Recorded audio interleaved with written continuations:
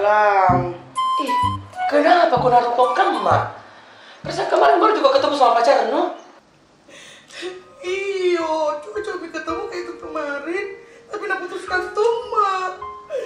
Baru sudah bilang aku belikan motor. Masa? Perasaan kemarin juga sudah mau kupesankan iPhone 14 toh? Itu Mito, kau tahu deh sekali perasaanku dari nafsu makanku. Sister, bagaimana ini? Butuhkah ini healing? Butuhkah ini liburan, Erik? Bawa ke gunung. Mau kau healing kemana? Ke gunung, pantai, sawah, hutan, atau mau kau langsung ke Leng Lahat? Iya. Astagfirullah. Nauzubillah, sembarangnya ini. Mau kau paling kemana?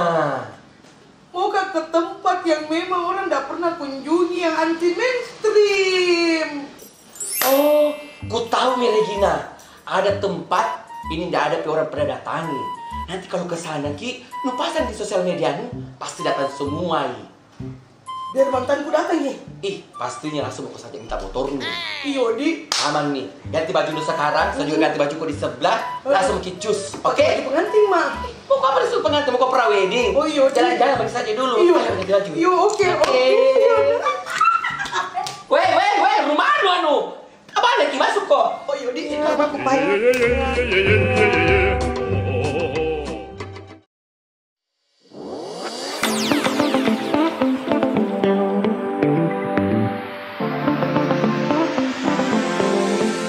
Ready?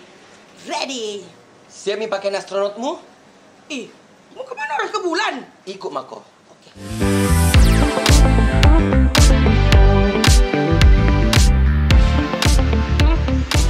Nah, ini dia Lorong Wisata, salah satu program pemerintah Kota Makassar yang bertujuan untuk meningkatkan kesejahteraan warga, khususnya UMKM, yang dapat menjadi penopang ekonomi warga Kota Makassar.